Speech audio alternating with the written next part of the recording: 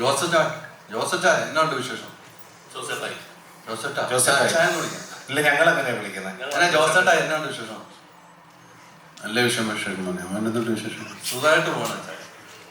അടുത്തെന്താ? എനിക്ക് തോന്നുന്നത് 104 ദിവസം ഷൂട്ട് ചെയ്ത കഥ വന്നപ്പോൾ ഇന്നലത്തെ ഒരു ഇന്റർവ്യൂല് പറയുന്നുണ്ടായി മമ്മൂക്ക, അതിലേറ്റവും കൂടുതൽ ആക്ഷന് വേണ്ടി ദിവസങ്ങൾ മാറ്റിവെച്ചു, ചേസിങ്ങിന് വേണ്ടി. അപ്പൊ ഞങ്ങൾ പ്രതീക്ഷിക്കുന്ന മാസാണെന്ന് ഞങ്ങൾ പറഞ്ഞ മമ്മൂക്ക പറയും മാസ് അല്ല എന്ന് പറയും, മമ്മൂക്ക ക്ലാസ് അല്ല എന്ന് പറയും. ഞങ്ങൾ ഏത് രീതിക്കാണ്? ഞങ്ങൾ മൊത്തം ഏറ്റെടുക്കാൻ തീരുമാനിക്കുകയാണ്. തീർന്നില്ല പ്രശ്നം. ഏറ്റെടുക്കുക. ഞാൻ നിങ്ങളെ ഏറ്റെടുത്തു കഴിഞ്ഞാൽ എനിക്ക് സമാധാനമായി. നിങ്ങൾ ഏറ്റെടുത്തിരിക്കുന്ന അറിഞ്ഞതിൽ വളരെ സന്തോഷം. അപ്പൊ പോവാം. എങ്കിലും ആ കഥ, ഈ കഥാപാത്രം, സിനിമ ആയാലും കഥാപാത്രം എന്നൊക്കെ പറഞ്ഞ് ഇദ്ദേഹം പറഞ്ഞ പോലെ ഒന്നും എന്ത് വലിയ ട്രിക്കൊന്നുമില്ല. നമ്മൾ സാധാരണ സിനിമയിൽ അഭിനയിക്കാൻ പറ്റുന്ന പോലെ സിനിമയിൽ അഭിനയിച്ചിട്ടുണ്ട്. പിന്നെ ഈ പറഞ്ഞ പോലെ ഈ മലയോര കഥാപാത്രങ്ങൾ ഒരുപാട് ഞാൻ അഭിനയിച്ചിട്ടുണ്ട്. പക്ഷെ എവിടെയെങ്കിലുമൊക്കെ ചെറുതായിട്ടൊക്കെ വരും. കാരണം ആ ബെൽറ്റിൽ എല്ലാ ചെറിയ നുവാൻസസ് മാത്രമേ വ്യത്യാസം ഉണ്ടാവുള്ളൂ മനുഷ്യന്. എന്നാലും പരമാവധി.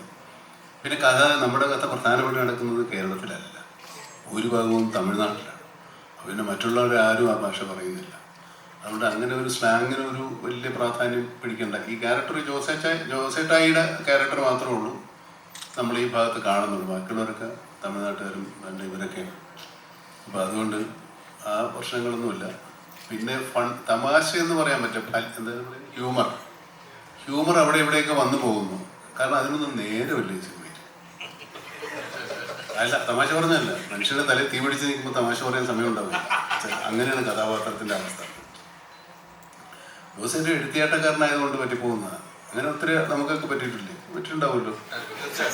അങ്ങനെ എടുത്തിയാട്ടം കൊണ്ട് അബദ്ധമായാൽ അത് തലേന്ന് പോകില്ല, അത് വലിച്ചെറിഞ്ഞാലും പോകുക. അതിങ്ങനെ അണ്ടുപിടിച്ചിരിക്കുന്ന പോലെ പിടിച്ച് ജോസിനെ ഒരു വഴിക്കാക്കുന്നതാണ് ഈ സിനിമയുടെ കഥ. ബാക്കി കഥ ഞാൻ പറഞ്ഞാൽ നിങ്ങൾക്ക് സിനിമ കാണാൻ ഇൻട്രസ്റ്റ് ഉണ്ടാകാത്തത് ഉണ്ടെന്ന് തോന്നുന്നത് പോലെ അതുകൊണ്ടാണ് ഞാൻ പറയുന്നത്. പോരെ, മതി, അത് കൃത്യമാണ്.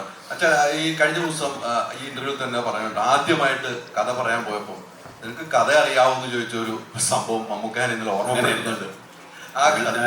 ഞാനൊരു സ്ക്രിപ്റ്റ് റൈറ്ററാണ് എന്ന് ആര് പറഞ്ഞ എന്നോട് ചോദിച്ചത്. ശരി, തമാശ പറഞ്ഞില്ല. നമ്മളിവിടെയൊക്കെ പറയുന്ന അത്രയും പറഞ്ഞു. അതുകൊണ്ട് നന്നായില്ലേ? തീർച്ചയായിട്ടും രണ്ടാമത്തെ സിനിമയായില്ലേ? അല്ല, ഒരുപാട് സിനിമ കഴിഞ്ഞു. മമ്മൂക്കാടെ കൂടെ രണ്ടാമത്തെ സിനിമ. ഈ ടെറൈനിൽ തന്നെ ഒരു ആക്ഷൻ കോമഡി ജോണറിൽ നമുക്ക് പല സിനിമകളും ചെയ്തിട്ടുണ്ട്, നമ്മളൊക്കെ ആസ്വദിച്ചിട്ടുണ്ടെന്ന് അറിയാം. അപ്പോഴേക്കും വീണ്ടും അതേ ഇപ്പൊ ഒരു അച്ചായനായിട്ടുള്ള ഒരു ക്യാരക്ടർ ചെയ്യാൻ നേരത്ത് മുമ്പ് ചെയ്ത ക്യാരക്ടറിനെ റീവിസിറ്റ് ചെയ്യുകയും കൂടെ ചെയ്യണമല്ലോ. അപ്പൊ എന്നിട്ടായിരിക്കണം ഒരു ക്യാരക്ടർ സെറ്റ് ചെയ്യാൻ. അപ്പൊ അതിനെ എങ്ങനെയായിരുന്നു നോക്കി കണ്ടത്?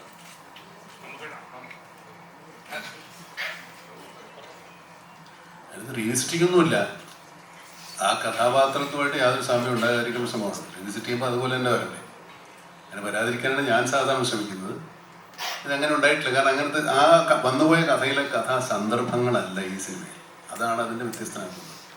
നമ്മുടെ ഈ പറഞ്ഞ പോലെ കഥാപാത്രവും പരിസരങ്ങളും തമ്മിൽ വ്യത്യാസമാകുമ്പോൾ കഥാപാത്രം തന്നെ മാറും. നമ്മൾ ഒരേ കഥ തന്നെ പല സ്ഥലത്തെടുക്കുമ്പോൾ പല കഥകളായിട്ട് മാറുന്നില്ല. ഇപ്പോൾ കർണൻ്റെ കഥ എടുത്ത ഒരുപാട് സിനിമകൾ, എല്ലാ പടത്തിലും കർണൻ ഒരുപോലെയല്ലല്ലോ. അതുപോലെ കഥാപരിസരങ്ങൾ മാറുന്നുണ്ട് ഈ സിനിമയിൽ മൊത്തമായിട്ട്. അപ്പോൾ കഥ മാറും, കഥാപാത്രവും മാറും. അങ്ങനെയൊക്കെ എല്ലാം എടുക്കാനും പോകും. നമുക്ക് പറയണ്ടായി ദുബായ് ലോഞ്ചില് ഇതൊരു സാമ്പിള് മാത്രമാണെന്ന് പറഞ്ഞു. അപ്പം ട്രെയിലറിനെ പറ്റി പറയാം. അല്ല, അതെ, ഇതൊരു സാമ്പിള് മാത്രമാണ്. അപ്പൊ യഥാർത്ഥ വെടിക്കെട്ട് ഇനി വരാനിരിക്കുന്നേ ഉള്ളൂ. കുഴിച്ചടിക്കല്ലേ? അത് വെടിക്കെട്ടാണെന്ന് നിങ്ങൾക്ക് തോന്നുന്നുണ്ടെങ്കിൽ ചിലപ്പോൾ വന്നേക്കാം. തോന്നട്ടെ എങ്ങനെയെങ്കിലും. നിങ്ങളത് ഉടക്കല്ലേ? ട്രിപ്പിൾ സ്ട്രോങ് ആണോ?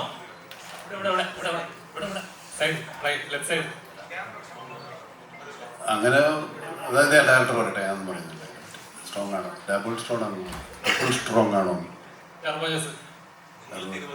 നിങ്ങളുടെ സിനിമ കണ്ടിട്ട് തീരുമാനിച്ചാൽ മതി. ഇതെന്താ സംഭവം എന്ന് വെച്ച് കഴിഞ്ഞാൽ ആ കഥയുടെ അല്ലെങ്കിൽ ആ സിനിമയുടെ സ്വഭാവത്തിനനുസരിച്ച് പരമാവധി ശ്രമിച്ചിട്ടുണ്ട് എല്ലാവരും. പ്രത്യേകിച്ചും നമുക്ക് ഒരുപാട് എഫേർട്ട് ഇട്ട് ചെയ്തിരിക്കുന്ന സിനിമയാണ്. നിങ്ങൾക്ക് സന്തോഷമുണ്ടാകാനും നിങ്ങൾക്ക് ആനന്ദമുണ്ടാകാൻ വേണ്ടി തന്നെയാണ് അദ്ദേഹം അത്രയും കഷ്ടപ്പെട്ടത്. നിങ്ങൾ കാണും, അത് നിങ്ങൾ തീരുമാനിക്കും. നമുക്ക് പടത്തിൽ നിന്ന് കിട്ടാൻ പോകുന്ന ഒരു മെസ്സേജ് എന്തായിരിക്കും? ഇപ്പോ മുൻകൂട്ടി പറയുവാണെങ്കിൽ എനിക്കത് ചോദിക്കാമോ എന്ന് അറിയില്ല. ഞാൻ കേട്ടൊരു കാര്യമാണ്, ചോദിക്കാമോ? പോലെ തോന്നുന്നതാണ്. അങ്ങനെ വേണേ എന്നുവെച്ചാൽ ഒരു സ്കാമിനെ കുറിച്ചാണ് ഞാൻ കേട്ടിട്ടുണ്ട്. അപ്പൊ അതിന് സിനിമയില് അപ്പൊ അതിന് വേണ്ടിയിട്ട് ആൾക്കാർക്ക് കൊടുക്കുന്ന ഒരു മെസ്സേജും മുന്നറിയിപ്പും ഒക്കെ നമുക്ക് കിട്ടാം. കാര്യങ്ങൾ സിനിമയിൽ ഉണ്ട്. അതിപ്പോ അത് സിനിമയിലൂടെ പോകുന്നതാണ്. അതിപ്പോ അത് ഒരു വളരെ ഫോഴ്സായിട്ടൊന്നും പറയുന്നില്ല. ഞാൻ തന്നെ പറഞ്ഞിട്ടുണ്ട് സ്കാമുണ്ടെന്ന്. ഒളിച്ചു ചോദിക്കുന്നത് എന്താ എല്ലാവർക്കും അറിയാവുന്നവര് സ്കാമുണ്ട് കഥ. നമുക്ക് അത് പറഞ്ഞിട്ടുണ്ട്. അപ്പൊ അതുകൊണ്ടാണ് ഞാൻ ചോദിച്ചത്. അതിന് പഠിക്കുന്നുണ്ട്. പിന്നെ ഒരു കാര്യം കൂടി ചോദിച്ചോട്ടെ, വൈശാഖ് സാറിന്റെ അടുത്താണ്.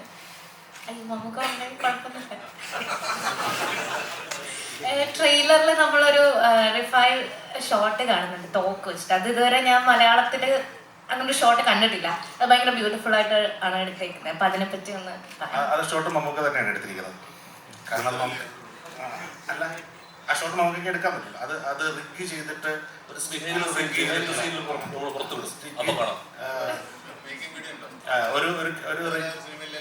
ഒരു സ്റ്റിക്കിൽ ഒരു ക്യാമറ റിഗ് ചെയ്തിട്ടാണ്. ശരി, കാണിച്ചു കേട്ടോ. എത്രത്തോളം കഷ്ടപ്പെടുത്തിയിട്ടുണ്ട്. അത് പല തവണ നമ്മളിങ്ങനെ പറഞ്ഞില്ല, എല്ലാവരും നന്നായി കഷ്ടപ്പെട്ടു. പ്രത്യേകിച്ച് ഇപ്പോൾ വീണ്ടും വീണ്ടും ഓർമ്മിക്കരുത്. മലയാള ഫിലിമിലൊരു ഡയലോഗ് ഉണ്ട്, അവന്റെ ഇടി എന്ന് പറഞ്ഞാൽ ഒരു 1.5 കിൻഡല് വരുന്നു. ടർബോ ജോസിന്റെ ഇടിക്ക് എത്ര കിൻഡൽ ഉണ്ടാവും? കൊണ്ടു നോക്ക് അല്ലെങ്കിൽ കണ്ടു നോക്ക്.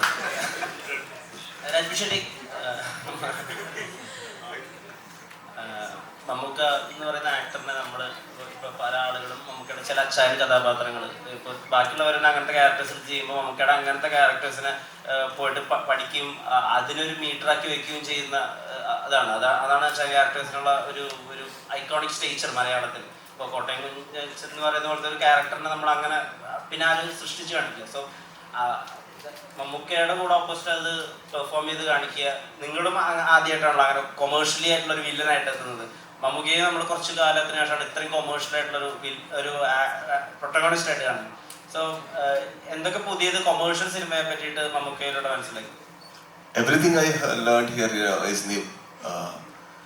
നമ്മുടെ വൈശാഖ് സാറുടെ techniques or the way Midun has written or for example the first day I went I was a little scared because of the language. എനിക്ക് മലയാളം അറിയും, പക്ഷേ അവരുടെ മുമ്പ് സംസാരിക്കുമ്പോൾ കുറച്ചും കൂടി ബുദ്ധിമുട്ടുണ്ട്. അപ്പോൾ എനിക്ക് കുറച്ചും കൂടി ഇൻറ്റിമിഡേറ്റ് ആയി. എൻ്റെ ഡയലോഗ് ഫ്ലോ കുറച്ചും കൂടി മാറി. Then he said the same dialogue in his flow. The moment he said, I was like, why did I think in this way? Then I was so comfortable because I knew that he's not judging me, and and the unfortunate thing was he didn't have dialogue. He had to look at me. That was much more scary. He's just looking at me. I need to tell it. I'm like, okay. But the moment he gave me the flow, I could actually hold on to the scene. So then I knew that there is a lot to learn in the commercial space that bridge cinema makers or indie filmmakers need to learn. The way they write, the way they approach Vishnu Sharma's camera angle, the way Sir performed, or Vaishak, how he ideated the scene and everything. That I think I really say it's a film school to me. But they paid me the fees, that's all. നമുക്കിപ്പോൾ Hitler എന്നുള്ള സിനിമയിലെ action സീനുകളിൽ Mammukka എല്ലാ action സീനുകളും ഇടത് കൈ കൊണ്ടാണ് initiate ചെയ്തിട്ടുള്ളത്. ആ cinema കണ്ടാൽ അറിയാം. നമുക്ക് അത് എഫേർട്ട് എടുത്തിട്ട് എല്ലാം ആക്ഷൻ തുടങ്ങുന്നത് ഇടത് കൈ കൊണ്ടാണ്. അപ്പോൾ അങ്ങനെ ഒരു കൊമേഴ്ഷ്യലായ സിനിമയിൽ അങ്ങനെ ഒരു ചെറിയ എഫേർട്ട് അല്ലെങ്കിൽ അങ്ങനെ ഒരു എഫേർട്ട് എടുക്കേണ്ട കാര്യമില്ല ആക്ച്വലി. പക്ഷെ ആ ഒരു വ്യത്യസ്തത നമുക്ക് കാണാം.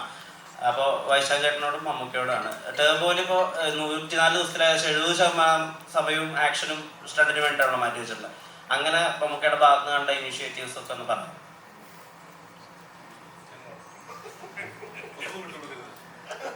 ഒന്നാമത് ഇവരൊന്നും പറയാൻ സമ്മതിക്കില്ല.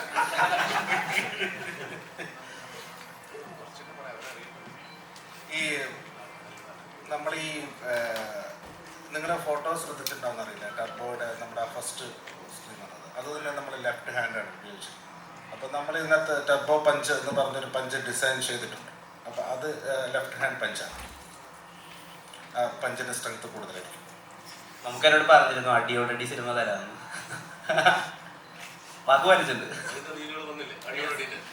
ഈ ഇപ്പം ഭീഷ്മത്തിൽ നമ്മൾ നോക്കാൻ നേരത്ത് അതിന്റെ ഫൈറ്റ് സീക്വൻസിലൊക്കെ ബോൾട്ട് പോലത്തെ ഉള്ള ന്യൂ ടെക്നോളജീസുമായിട്ട് നമുക്ക് മല്ലിടുന്നതാണ്, ഇല്ലെങ്കിൽ അതിനെ തോൽപ്പിക്കുന്നതാണ്.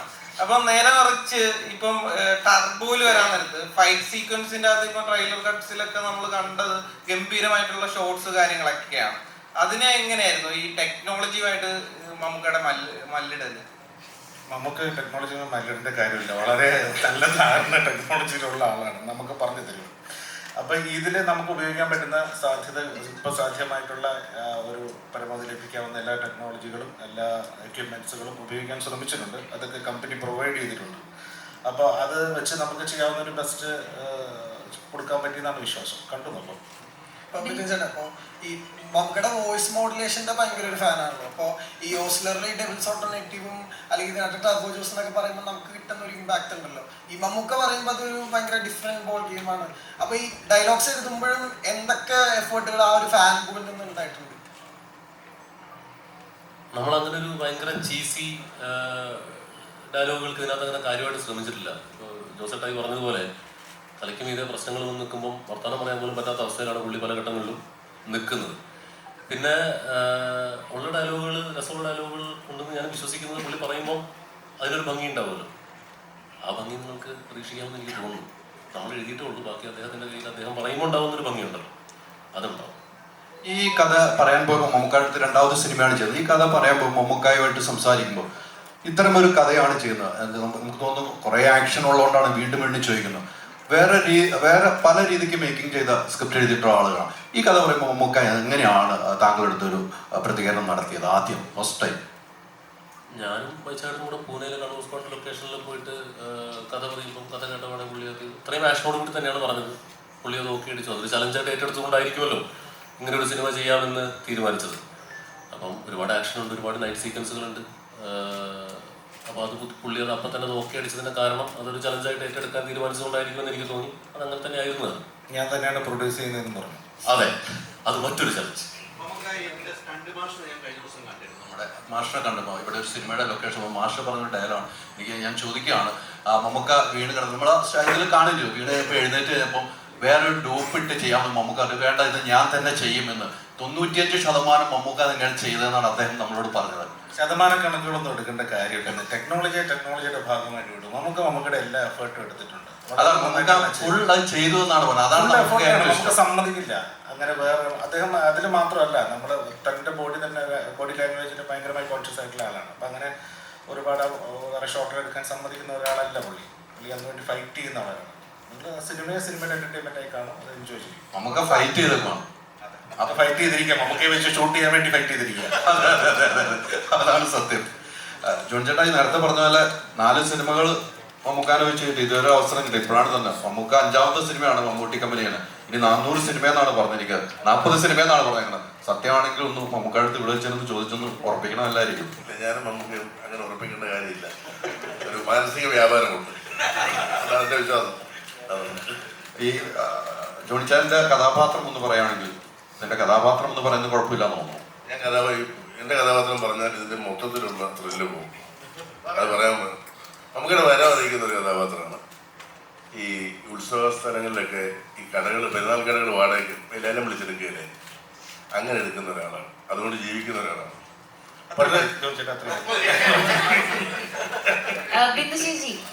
ബിന്ദു ചേച്ചിനെ നമ്മള് ലാസ്റ്റ് ആയിട്ട് എന്റെ ഓർമ്മയില് റോഷാക്കിലാണ് മമ്മൂക്കയുടെ ഒരു ഓപ്പോസിറ്റ് നിന്ന് കണ്ടേക്കുന്നത്. അപ്പൊ ടെർബോയില് എങ്ങനെയായിരിക്കും?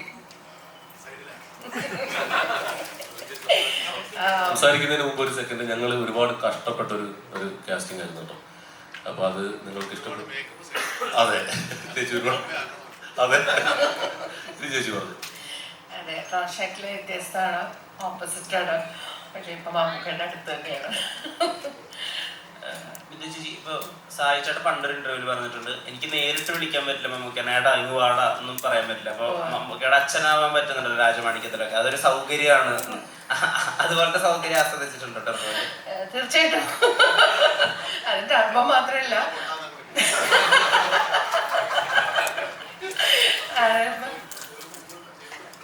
അതെ അതെ, ബസ് കണ്ടക്ടർ എന്ന് പറഞ്ഞ മൂവിയിലാണ് ഞാൻ ആദ്യം മമ്മൂക്കയുടെ ഉമ്മയാണത്. ഇതെനിക്ക് സെക്കൻഡ് ടൈമാണ്. എനിക്ക് വളരെ സന്തോഷമാണ്. ഈ പറഞ്ഞതൊക്കെ ഞാനും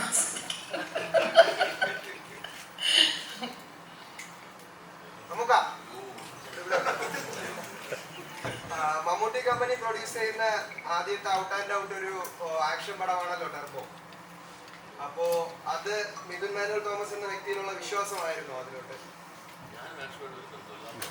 ഞാൻ മിഥുൻ മാനുവൽ തോമസിനെയും വൈശാഖിനേക്കാൾ വിശ്വസിക്കുന്നതിനേക്കാൾ കൂടുതൽ നിങ്ങളെ വിശ്വസിച്ചിട്ടാണ്.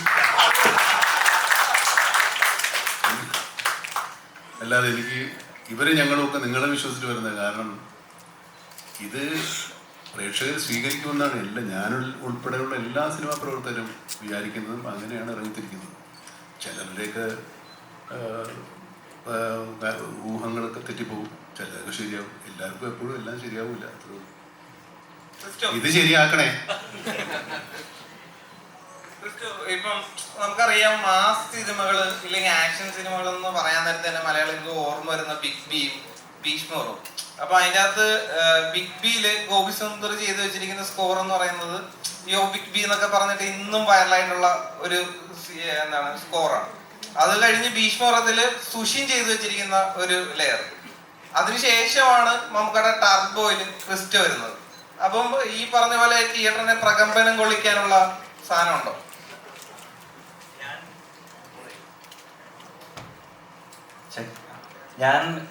ഞാൻ ആദ്യം ഫേസ് ചെയ്ത ഇഷ്യൂ എന്ന് വെച്ച് കഴിഞ്ഞാൽ ബ്രഹ്മയുഗം അത്യാവശ്യം സ്പേസ്ഡ് ഔട്ട് ആയിട്ട് സൗണ്ട് സ്കേപ്പും പരിപാടികളും മാക്സിമം എലമെന്റ്സ് കുറച്ച് ആ ക്ലാസ് മെയിൻറ്റെയിൻ ചെയ്ത് ചെയ്യാനാണ് ശ്രമിച്ചത്. നേരെ എക്സ്ട്രീം അറ്റത്താണ് ഇപ്പുറത്ത് ടർബോ വന്നത്. അപ്പം ആദ്യം ഞാൻ വൈശാഖിനോട് പറഞ്ഞു, ചേട്ടാ എനിക്ക് കുറച്ച് ടൈം തന്നെ, ഞാനിത് ബ്രഹ്മയുഗത്തിൽ നിന്ന് ഇറങ്ങി ഇതിലോട്ട് കയറാനുള്ള ടൈം തന്നെ എന്ന് പറഞ്ഞു. പക്ഷെ ഗ്രാജുവലി ചെയ്തു വന്നു. പിന്നെ ഈ പറഞ്ഞ പോലെ മാസ് പരിപാടി തന്നെ ആയിട്ട് വന്നിട്ടുണ്ട്. പ്രകമ്പനം കൊള്ളിക്കുമെന്നൊക്കെ ഉള്ളത് കണ്ടു നോക്കിയിട്ട് പറ. ഇത് ഇലക്ട്രോണിക് പരിപാടികൾ ഉണ്ട്. എനിക്ക് കൂടുതലും ഇഷ്ടമുള്ള ജോണറാണ്. പിന്നെ സൗത്ത് സൈഡ് നമ്മൾ കുറച്ച് പെർക്കഷൻസ് ഒക്കെ റെക്കോർഡ് ചെയ്തായിരുന്നു സപ്തയില്. അപ്പൊ അങ്ങനത്തെ പരിപാടികളും ഉണ്ട്. മൊത്തത്തിൽ ഹൈബ്രിഡ് ആയിട്ടാണ് ചെയ്തേക്കുന്നത്.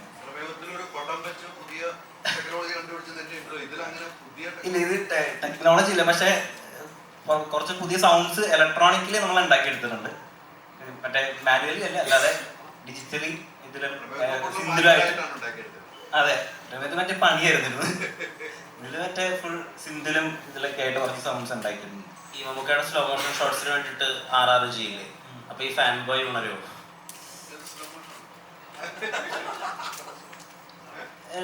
ക്യാരക്ടറിന് സിനിമയ്ക്ക് എന്ത് കൊടുക്കാൻ പറ്റും ഉറപ്പായിട്ടും ഇതുണ്ട്. പക്ഷെ അറ്റ് ദി എൻഡ് എനിക്ക് അഡ്രിനാലിൻ കിട്ടുന്നുണ്ടോ, എനിക്ക് അഡ്രിനാലിൻ കിട്ടുന്ന വരെ വർക്ക് ചെയ്തിട്ടുണ്ട്.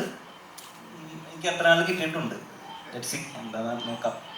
ശബരീഷ്, ഇപ്പോൾ ഈ മമ്മൂക്കയുടെ അനിയൻ സ്ഥാനത്തേക്ക് വരുന്ന കഥാപാത്രങ്ങൾ ചെയ്തവരൊക്കെ കുറച്ച് പേരെടുത്തിട്ടുണ്ട്. ഇപ്പോൾ അത് നമുക്ക് റഹ്മാനിൽ കാണാം, ബിജു മേനോനിൽ കാണാം, ജയറാമിൽ കാണാം. അങ്ങനെ എല്ലാ ആളുകളിലും മമ്മൂക്കയുടെ അനിയൻ സ്ഥാനത്താണെങ്കിൽ മമ്മൂക്കയുടെ കൂടെയുള്ള ആളാവുന്നത് ഒരു കരിയർ അപ്ഗ്രേഡാണ്. ഇപ്പോൾ ടർബോ ആ വിധത്തിലൊരു അപ്ഗ്രേഡ് ആയിരിക്കും ആണെന്നല്ലേ പറഞ്ഞേ. ഇപ്പോൾ ആവട്ടെ, സന്തോഷമല്ലേ ഉള്ളൂ. അതിൽ നമുക്ക് 23-ാം തീയതിക്ക് ശേഷം അറിയാം.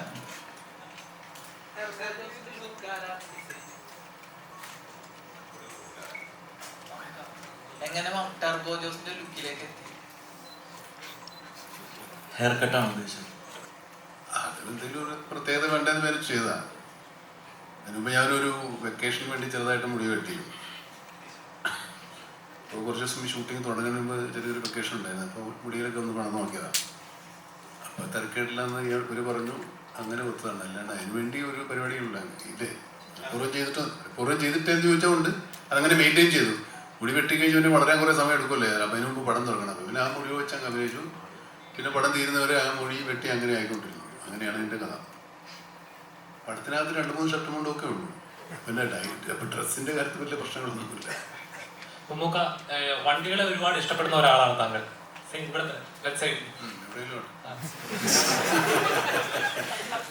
വണ്ടികളെ ഒരുപാട് ഇഷ്ടപ്പെടുന്ന ഒരാളാണ് താങ്കൾ. അപ്പൊ ഈ സിനിമയിലെ ആക്ഷൻ സീനിലെ വണ്ടികൾ ട്രിപ്പിംഗ് ഒക്കെ താങ്കൾ തന്നെ ചെയ്തെന്ന് പറഞ്ഞായിരുന്നു. കുറേ വണ്ടികളുണ്ട്. വണ്ടികളൊക്കെ പഴയ വിലയ്ക്ക് വിറ്റോണ്ടിരിക്കുക, പൊട്ടിച്ചു ചവിട്ടിയത്. ഈ സിനിമയിലെ ആക്ഷൻ സീനിലൊക്കെ മമ്മൂക്ക ഇന്നലെ പറഞ്ഞ ഇന്റർവ്യൂവിൽ പറഞ്ഞിട്ടുണ്ടായിരുന്നു. ആക്ഷൻ സീനിലെ ഡ്രിഫ്റ്റിംഗ് ഒക്കെ താങ്കൾ തന്നെ ചെയ്തത്. അത്രയും സേഫ് ആയിട്ടുള്ള സ്ഥലത്ത് ഡ്രിഫ്റ്റ് എന്ത് ചെയ്യല്ലോ. കാരണം ആൾക്കാർ ചുറ്റും നമ്മൾ മാറി നിന്നെല്ലാം സേഫ് ആയി കഴിഞ്ഞാൽ ഡ്രിഫ്റ്റ് ചെയ്യാൻ എളുപ്പമില്ലേ? അതൊരു സാഹസികതയൊന്നുമല്ല. നമുക്ക് എന്തെങ്കിലും പറ്റിയാൽ നമുക്കേ പറ്റുള്ളൂ, വേറെ ആർക്കും ഒന്നും പറ്റില്ലെന്ന് മാത്രമേ. ഇതുപോലെ അങ്ങനെ ഒരുപാട് ഡ്രിഫ്റ്റിംഗ് ഒന്നും ഇല്ല, ചെറിയ ചെറുത് കാര്യങ്ങൾ. അങ്ങനെ ചെയ്യാൻ താല്പര്യമുണ്ടോ? അല്ല അങ്ങനത്തെ പടങ്ങൾ ചോദിച്ചാൽ എല്ലാം നടക്കൽ മനെ. ഇപ്പൊ റോട്ടിൽ എന്തോരം വണ്ടികളാണ്, വലിയ പണി നടക്കും.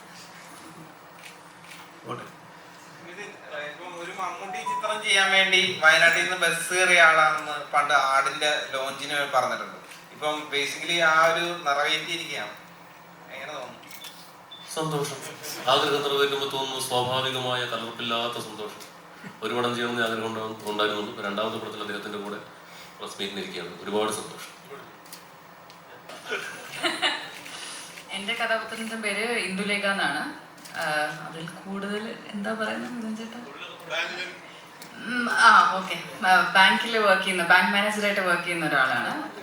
പിന്നെ ഇൻട്രസ്റ്റിംഗ് ആണ് എങ്ങനെ ടർബോ ജോസിനെ മീറ്റ് ചെയ്യുന്നു, ആ കഥ എങ്ങോട്ടാണ് പോകുന്നത് എന്നൊക്കെ വളരെ ഇൻട്രസ്റ്റിംഗ് ആണ്. അതിന് പടം കാണേണ്ടി വരും. ഇപ്പം മാസ് ഫിലിം എന്ന് പറയാൻ നേരത്ത് പ്രേക്ഷകന് സ്വാഭാവികമായിട്ട് അതിന് ചിന്തകൾ, ഇമാജിനേഷൻസ് അസോസിയേറ്റ് ചെയ്യുന്ന കുറെ ചിത്രങ്ങൾ, ഇപ്പൊ നായകനാണെങ്കിലും ബിഗ് ആണെങ്കിലും ഭീഷ്മകാണെങ്കിലും അത്തരം കുറെ ചിത്രങ്ങളായിരിക്കും മനസ്സിൽ ആദ്യം വരിക. അപ്പം ഈ ഒരു മമ്മൂക്കനെ വെച്ചിട്ട് ഒരു ആക്ഷൻ സിനിമ ചെയ്യണം എന്നൊരു തോന്നലുണ്ടാകുന്നത് ഇങ്ങനത്തെ ഇമാജിനേഷൻസിനെ ബ്രേക്ക് ചെയ്യണമെന്നൊരു തോട്ട് ഉണ്ടായിരുന്നു. ഒന്ന്, ഇത് ആക്ഷൻ ഡ്രാമ ജോണറിൽ പെടുന്ന സിനിമയാണ്.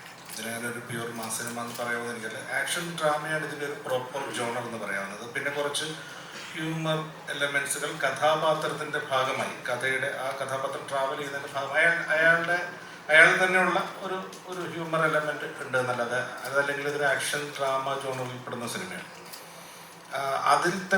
അതിന്റെ മമ്മൂക്ക നേരത്തെ സൂചിപ്പിച്ചതുപോലെ അത് ട്രാവൽ ചെയ്യുന്ന പ്രതലങ്ങൾ വേറെ വേറെയാണ്. നമ്മളിപ്പോൾ നേരത്തെ നിങ്ങൾ സൂചിപ്പിച്ച സിനിമകളിലൊന്നും ഉള്ള ഒരു സാഹചര്യങ്ങളിലൂടെ അല്ല ഈ കഥാപാത്രം ട്രാവൽ ചെയ്യുന്നത്. അപ്പോൾ ആ ഒരു വ്യത്യാസം അല്ല അതിൽ തന്നെ ഉണ്ടാവുന്നുണ്ട്, സിനിമയുടെ യാത്രയിൽ ഉണ്ടാവുന്നുണ്ട്. അപ്പോൾ അതിനൊന്നും വേണ്ടി നമ്മളൊന്നും പ്രത്യേകിച്ച് ചെയ്യേണ്ടി വരുന്നില്ല. പിന്നെ ട്രീറ്റ്മെന്റിന്റെ മെത്തേഡുകളിലൊക്കെ ഉള്ള കാര്യങ്ങളിൽ ഓരോ കാലഘട്ടത്തിനനുസരിച്ചിട്ടുള്ള മാറ്റങ്ങൾ ഉണ്ടാവും, സ്വാഭാവികമായും ഈ സിനിമയിലുണ്ടാവും. മമ്മൂട്ടി ചിത്രം ചെയ്യാൻ നേരത്തെ എപ്പോഴും മമ്മൂക്കനെ കൊണ്ട് ഫൈറ്റ് ചെയ്യിപ്പിക്കാൻ ആഗ്രഹിക്കുന്ന ഒരാളാണ്. അപ്പം അത് എന്തുകൊണ്ടാണ്? അത് ഞാൻ പൊതുവെ ആക്ഷൻ സിനിമകൾ കൂടുതൽ ചെയ്യുന്നതുകൊണ്ടാണ്. സ്വാഭാവികമായും അതിൽ ഹീറോസ് ആക്ഷൻ ചെയ്യേണ്ടി വരുമല്ലോ. അപ്പൊ അങ്ങനെ ആക്ഷന് പ്രാധാന്യമുള്ള സിനിമയാണ് ഈ സിനിമയിൽ. അപ്പൊ അതിനൊരു ഡിസൈനും കാര്യങ്ങളൊക്കെ നമ്മൾ ചെയ്ത് പ്രിപ്പയർ ചെയ്ത് ഡിസ്കസ് ചെയ്തിട്ട് തന്നെയാണ് ചെയ്യുന്നത്. നമുക്ക് മിനിസ്റ്റർ രാജ വരാറായി. മിസ്റ്റർ രാജ വേണം. അതെ, ഇന്നിപ്പോ നമുക്ക് ടബ് കഴിയട്ടെ.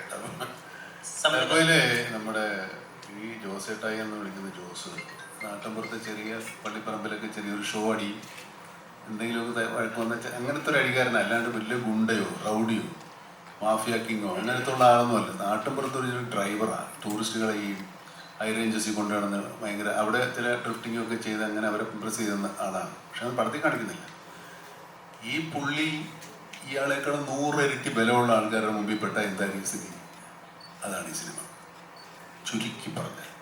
അതിനകത്തുള്ള അടിയെ നടക്കൂ, മനസ്സിലാവുന്നില്ല. ഞാൻ പറയും, നമ്മളെങ്ങാനും പോയി സാധാരണ മനുഷ്യർ പോയി എവിടെയെങ്കിലുമൊക്കെ പെട്ടാൽ വീട്ടിൽ കൊണ്ട് പൊമ്പരായിരിക്കും. പക്ഷെ ജോസ് പിടിച്ച് നിൽക്കുന്നു എന്നുള്ളത് നമ്മുടെ ഒരു സമാധാനം. അതിൻ്റെ ഒരു സർവൈവൽ സ്വഭാവമുണ്ട് സിനിമയ്ക്ക്. കഥ ഞാൻ പറഞ്ഞില്ലെന്ന് പറയുന്നു, ഇതാണ് കഥ. ഇപ്പോൾ ട്രൂത്ത് ഗ്ലോബലിൻ്റെ ഈ ട്വിറ്റർ ഹാൻഡിൽസിലൊക്കെ ആളുകൾ ചോദിക്കുന്ന ചോദ്യങ്ങളുണ്ട്. അതായത് ടർബോ ആണ് ഏറ്റവും അധികം വലിയ റിലീസ് വരാൻ പോകുന്നത് പുറത്തുള്ള സ്ഥലങ്ങളിലൊക്കെ, ഇതായിരിക്കും ഏറ്റവും വലിയ കളക്ഷൻ ഉണ്ടാകുക, അങ്ങനെ കുറെ ചോദ്യങ്ങൾ വരില്ല. അതിനോടൊക്കെയുള്ള പ്രതികരണം എങ്ങനെ?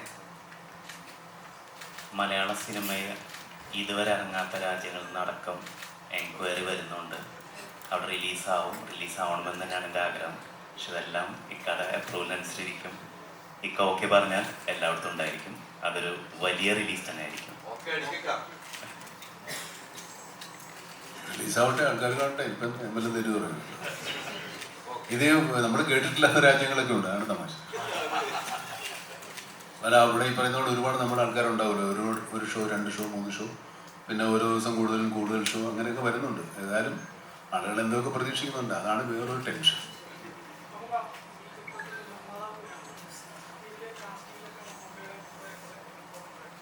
മമ്മൂക്കയോട് ചോദിച്ചിട്ടാണ് എല്ലാ കാസ്റ്റിങ്ങും ചെയ്തിരിക്കുന്നത്. ഏത് സിനിമ ഞാൻ ചെയ്യുമ്പോഴും അതിൻ്റെ നിർമ്മാതാക്കളോട് ചോദിച്ചിട്ട് തന്നെയാണ് എല്ലാ കാസ്റ്റിങ്ങും ചെയ്യാറുള്ളത്. കാരണം അവരാണല്ലോ പൈസ കൊടുക്കേണ്ടത്. അവരോട് ചോദിക്കാതെ ഒരു കാസ്റ്റിംഗ് വെക്കാൻ പറ്റില്ല. ഇതിൽ കുറേ താരങ്ങൾ തമിഴ് പല ഭാഷകളിലുള്ള താരങ്ങൾ, അവരൊന്ന് പേരുകളൊന്ന് പറയുകയാണെങ്കിൽ. ഇതിനകത്ത് മേജർലി നമുക്കുള്ളത് ഇദ്ദേഹവും സുനിലുമാണ്, അദ്ദേഹത്തിൽ നിന്ന് വരാൻ വേണ്ടി. പിന്നെ തമിഴ്നാട്ടിൽ നിന്നുള്ള നിങ്ങൾ കണ്ടിട്ടുള്ള ഒരുപാട് ആളുകൾ, ഒരുപാട് പേരുണ്ട്. പ്രൊഡ്യൂസർ എന്ന നിലയിൽ മമ്മൂക്ക ഇതിന്റെ പ്രൊഡ്യൂസർ, ആക്ടറുമാണ്. അപ്പൊ ആക്ടർ പ്രൊഡ്യൂസറിന്റെ അടുത്ത് എങ്ങനെയാണ് ശമ്പളം പറഞ്ഞതെന്ന് പറഞ്ഞാൽ കൊള്ളായിരുന്നു. മമ്മൂക്ക കേട്ടിരുന്നോ? മമ്മൂക്കയാണ് ഈ സിനിമയുടെ പ്രൊഡ്യൂസർ, ആക്ടറുമാണ്. ആക്ടർ എങ്ങനെയാണ് ഈ പ്രൊഡ്യൂസറുടെ അടുത്ത് ശമ്പളം പറഞ്ഞതെന്ന് പറഞ്ഞാൽ കൊള്ളായിരുന്നു. ശമ്പളമൊക്കെ പറഞ്ഞിട്ടുണ്ട്, തരികയും ചെയ്യും. അതിൽ പിടിച്ചു മേടിക്കും, കൃത്യമായിട്ട് പറഞ്ഞിട്ടുണ്ട് അല്ലേ? വിട്ടുവീഴ്ച ചെയ്യുമോ? വിട്ടുവീഴ്ച ചെയ്യേണ്ട വരില്ല. അങ്ങനെ പരിപാടി ഉണ്ടെങ്കിൽ തന്നെ ഇവർ തരാതെ പറ്റിക്കലേ ഉണ്ടാവും. നമ്മൾ വിട്ടുവീഴ്ച തരാ അതെ, വിട്ടുവീഴ്ച ചെയ്താൽ അവർ അത് ശീലമാക്കും. പിന്നെ തരാതെ പറ്റിക്കാം, അത് നമുക്ക് ഓർമ്മ അപ്പോ ചേട്ടാ, ഇതൊരു റിയൽ ഇൻസിഡൻസ് ബേസ് ചെയ്ത കുറച്ച് കാര്യങ്ങൾ ഈ സിനിമയിലുണ്ടെന്ന് പറഞ്ഞിട്ടുണ്ടായിരുന്നു. ശരിക്കും അങ്ങനെ തന്നെ ആണോ? ആ സ്കാമുമായി ബന്ധപ്പെട്ട് നമ്മൾ പറഞ്ഞ കാര്യങ്ങളാണ്. അത് കാണാം നിങ്ങൾക്ക്. സ്കാമുമായി ബന്ധപ്പെട്ട് പിന്നെ ഒരാളുടെ ഒരു കുഞ്ഞു ഒരു ജീവിതത്തിൽ നടന്ന ഒരു റിയൽ ഇൻസിഡന്റിന്റെ ഒരു പീസും കൂടെ നമ്മൾ ഉൾപ്പെടുത്തിയിട്ടുണ്ട്. അങ്ങനെ രണ്ട് കാര്യങ്ങൾ ഇതിനകത്ത് ബന്ധപ്പെട്ടിരിക്കുന്നു. നമുക്ക് ഫഹദിന്റെ രാജമാണിക്യം കണ്ടിരുന്നു. അപ്പൊ ഫഹദ് തന്നെ ഒരു പേഴ്സണൽ ഡിസ്കഷനിൽ പറയുണ്ടായി, രാജമാണിക്യം ചട്ടമ്പിനാടൊക്കെയാണ് ഫഹദിന് അതിൻ്റെ അത് ഒരു റഫറൻസ് ആയതെന്ന് പറഞ്ഞിരുന്നു. നമുക്ക് കണ്ടിരുന്നു ആ ചിത്രം. എന്തായാലും വളരെ നന്നായിട്ടുണ്ട്. അപ്പോൾ അതിൻ്റെ സ്റ്റൈൽ തന്നെയാണ് നമ്മുടെ പറയുന്നതൊക്കെ ഒരു കേട്ടസി, നമ്മളൊരു റെഫറൻസ് വെച്ചാൽ ഓക്കെ. പക്ഷെ അത് ഈസ് ഇൻഡിവിജ്വൽ പെർഫോമൻസ് ആണ്.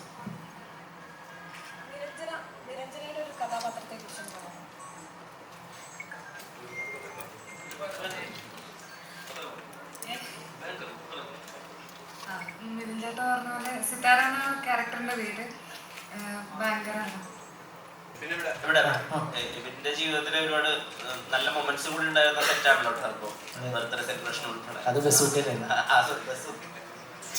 അപ്പൊ ഈ ടർബോന്റെ ഒരു ജേണി, മമ്മൂക്കയുടെ കൂടെ തക്ലീഫ് ഡയലോഗുകൾ കടിച്ചു നിർത്തുന്ന ഒരു ജേണി. അല്ല, അത് 23-ാം തീയതി എന്തായാലും അറിയാമല്ലോ. പിന്നെ മിഥുൻ ചേട്ടൻ പറഞ്ഞ പോലെ ജോസേട്ടായി എൻ്റെയും കൂടെയാണ്, അതാണ്. മമ്മൂക്കയുടെ സ്ക്രിപ്റ്റ് സെലക്ഷനെ കുറിച്ച് പാൻ ഇന്ത്യയിൽ തന്നെ ശ്രദ്ധിക്കപ്പെടുന്ന പല സ്റ്റേറ്റ്മെന്റ്സും പല സെലിബ്രിറ്റീസും പറയുന്നുണ്ട്. ഒരു ക്രിയേറ്റർ എന്ന നിലയിൽ എങ്ങനെയായിരുന്നു ഇതിനെയൊക്കെ നോക്കി കാണുന്നത്, മമ്മൂക്കയുടെ സ്ക്രിപ്റ്റ് സെലക്ഷൻസും കാര്യങ്ങളും? I think the first question I asked him when I met him was the same thing, because I'm a director who acts, and I'm very scared when I act in other script, because it's not only about selecting the script, it's also about selecting the team, and selecting the team which actually is very passionate when we go on ground. Some people might write it very well, but they may not execute very well. Some might execute very well, they may not promote very well. So these are the stages that cinema has. So how do you select the script is the question that I had. And he said one beautiful thing, that is like, art is risky. I think that's the beauty of art. The moment we want to make it risk-free, then the whole fun is gone. So whenever he chooses a director or a script, he always chooses the risk, and in spite of it he goes. I think that is something like the whole industry, the Indian industry or the world need to observe and learn.